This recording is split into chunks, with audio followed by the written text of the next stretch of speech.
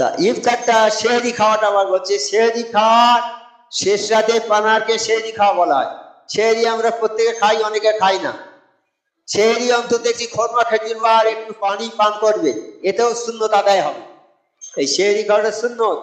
অনেকে ভোরবেলা কিছু খায় না, কিন্তু হয়তো এক ঢোক পানি কি একটা খরমা এইসব খাবে। সাহারি যত সম্ভব বিলম্ব করে খাওয়া ভালো সেহরি। আবার এত বিলম্ব করা উচিত নয় যাতে সুবে সাদেক হয়ে যাওয়ার আশঙ্কা থাকে।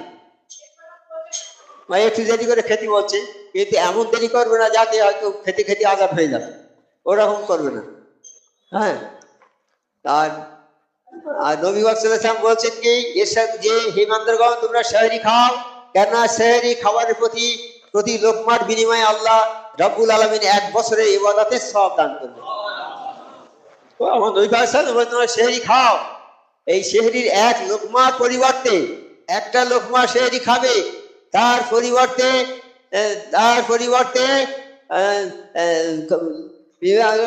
1 বছরের ইবাদতের সওয়াব।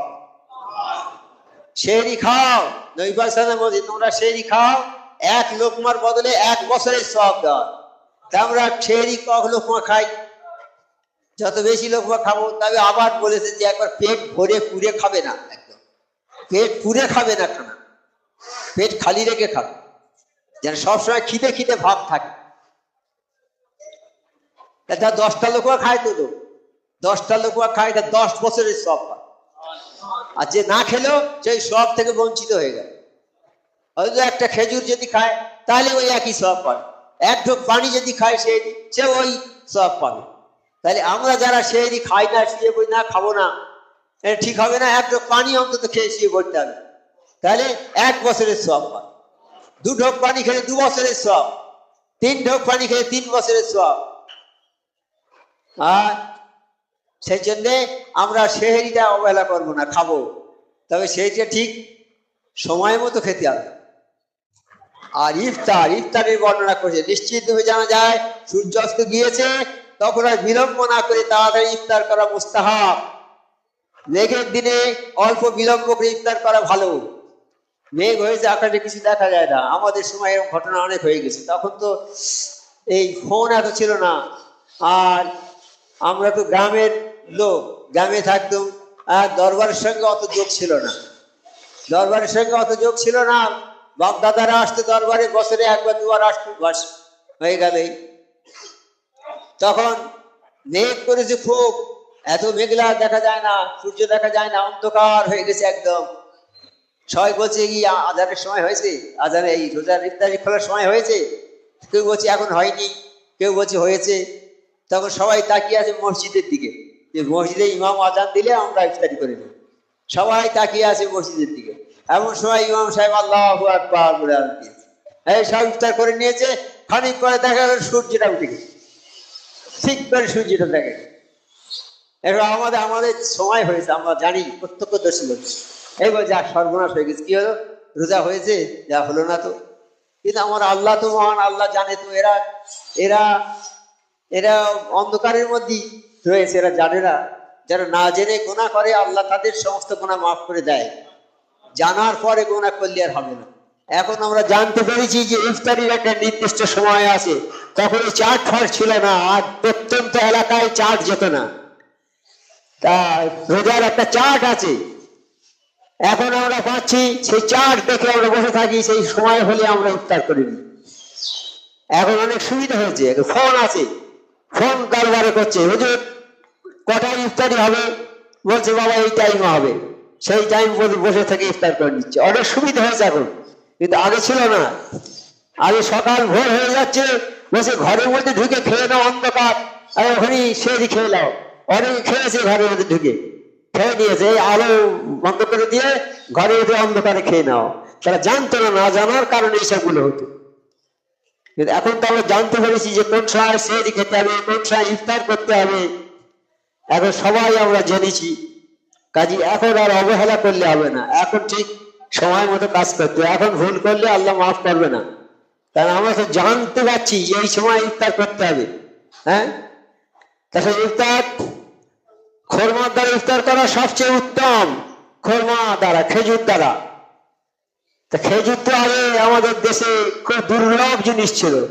একটা খেজুর 100 জন ভাগ করে খেতে থাকুন। আগে হজ করতে গিয়েছে আমাদের দেশ থেকে 2-3টে লোক, 3টে লোক হজ করে এসছে আমাদের দেশে, আমাদের জীবনের প্রথম। ওর আগে কেউ হজ করেনি।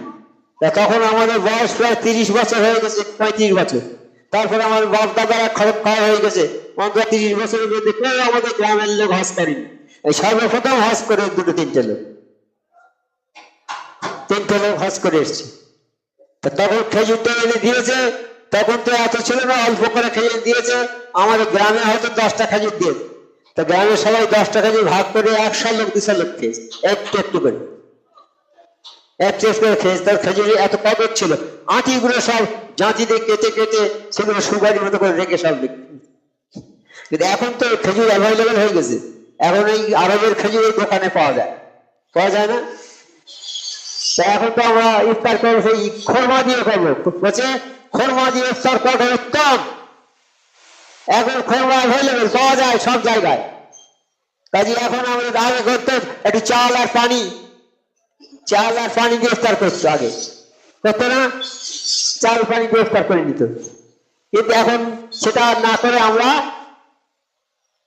খোরমা দিয়ে ইফতার করি। যাদের খোরমা কেনার শক্তি একেবারে নেই, তারা পানি দিয়ে ইফতার করে নেবে, হবে শুধু পানি দিয়ে ইফতার করে নেবে।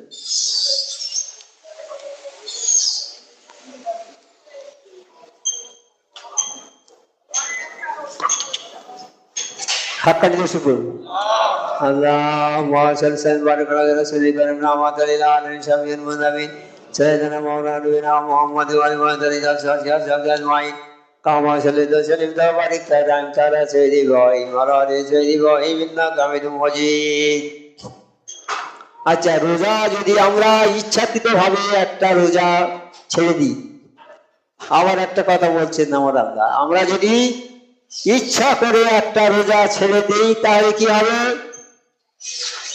সেই রোজাটার জন্য আমাদের একটানা 2 মাস রোজা রাখতে হবে। 2 মাস রোজা রাখতে হবে একটানা। একটা রোজা ছেড়ে দেবে ইচ্ছা করে, 2 মাস রোজা রাখতে হবে একটানা। এটা তাহলে কাফারার রোজা হবে। যদি কেউ মাঝখানে ভঙ্গ করে তাহলে পুনরায় প্রথম হতে শুরু করতে হবে। ওই রোজা করতে করতে 2 মাসের জায়গায় যদি 2 মাস হলো না, একদিন বাকি আছে, রোজাটা ছেড়ে দিলে আবার গোড়া থেকে আবার 2 মাস পুরো করতে হবে। কত কঠিন, কত কঠিন! কেন? ভালো জিনিস লাভ করতে গেলে কষ্ট হয়। আমরা যাতে রোজা ছেড়ে না দিই ইচ্ছা করে, সেই জন্য এত কঠিন করে দিয়েছে রোজাটাকে। এটা কেউ যাতে না ছাড়ে, খবরদার ছাড়বেন না রোজা ইচ্ছা করে, ও ইচ্ছা করে রোজা ছাড়বেন না।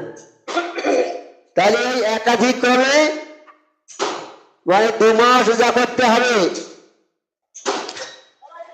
আর যদি সেটা না পারে, একাধিক করে 2 মাস রোজা রাখতে অপারগ হলে 60 জন মিসকিনকে 2 বেলা পেট ভরে খানা খাওয়াতে হবে। 60 জন মিসকিনকে 2 বেলা পেট ভরে খাওয়াতে হবে। তাহলে ওই রোজাটার কাফারা হবে, অর্থাৎ ওই রোজাটা কবুল হবে। আল্লাহ রোজাটার বদলা এটা, একটা রোজার বদলা এটা। তাহলে একটা রোজা ছেড়ে দিলে তোমার ওই বদলা হিসেবে এই 2 মাস রোজা করতে হবে। তাতে যদি না পারো 60 জন মিসকিনকে 2 বেলা পেট ফুলে খাওয়াতে হবে। তাহলে তোমার রোজার কাফারাটা হবে। তাহলে আমরা কি কেউ ইচ্ছা করে রোজা ছেড়ে দেবো? বাবা, ছেড়ে দেবো না। কষ্ট যদি হয়, শত অসুবিধা থাকা সত্ত্বেও যারা রোজা করবে, সেই রোজাটা হবে তাদের জীবনের শ্রেষ্ঠ রোজা। শত কষ্ট আছে, বালা বিপদ আছে। আমি একটু আগে বললাম না, একজন ক্যান্সার রোগী আমাদের নিউ মার্কেটে তার দোকান আছে, আমাদের টেনেন্ট, আমাদের জানা, আমরা জানি বলে বলছি, যেটা আমরা জানি সেই কথাই বলছি, 2 নম্বরে কথা বলছি। সেই ভদ্রলোকের ক্যান্সার হয়েছে। আমার হুজুর বলেছে, হুজুর আমার তো ক্যান্সার হয়েছে, ডাক্তার বলেছে তুমি রোজা করো না। তারপর মোস্টের সামনে বলে, বাবা ডাক্তার আছে, ডাক্তারের ডাক করা আছে, তুমি আল্লাহকে ভরসা করে রোজা ধরে ফেলো বাবা, না পারো ছেড়ে দেবে। সেই ভদ্রলোক রোজা ধরেছে, একটা একটা করে করতে করতে 30টা রোজা আল্লাহ করিয়ে দিয়েছে তার। তাই রোজা করিয়ে দেবে আমার আল্লাহ, রোজা করিয়ে দেবে আল্লাহ, আমাদের কোনো ক্ষমতা নেই বাবা। সেই জন্য রোজা আমরা সবাই ধরবো ইনশাল্লাহ। সামনে রমজান মাস আসছে, বড় পবিত্র মাস, এই মাসে রোজা করবো, আমাদের জীবনের যত গুনাহ আছে সব আল্লাহ মাফ করে দেবে। আর রোজাদারের জন্য আলাদা জান্নাত করে রেখেছে, আলাদা জান্নাত, রাইহান বলে জান্নাতটার নাম, তাই তো রাইহান, ওই জান্নাতটা রোজাদারের জন্য, রোজাদারদের জন্য স্পেশাল ব্যবস্থা।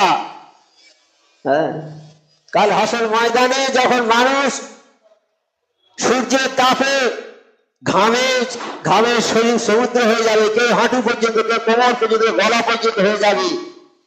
হ্যাঁ, আর কত কষ্টের মধ্যে থাকবে একদল লোক, তারা দেখবে ওই আরশের ছায়ায় দস্তরখান বিছিয়ে তাদের খাওয়ানো হচ্ছে, ভালো ভালো খাবার খাওয়ানো হচ্ছে।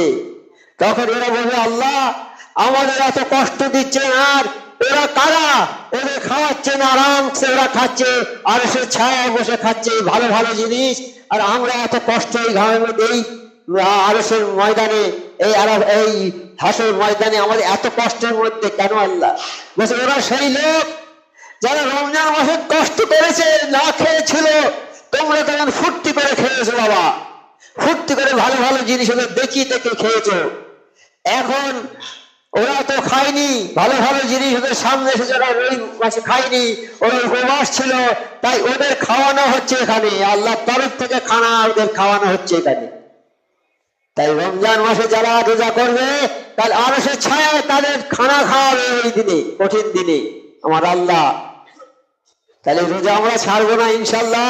আল্লাহ যেন আমাদের সবাইকে তৌফিক দেয়, আমাদের ছেলে মেয়ে, বিবি বাচ্চা, বন্ধু বান্ধব, আত্মীয় স্বজন যেখানে যারা আছে সবাই যেন এই 30টা রোজা থেকে মাহরুম কেউ না হয়।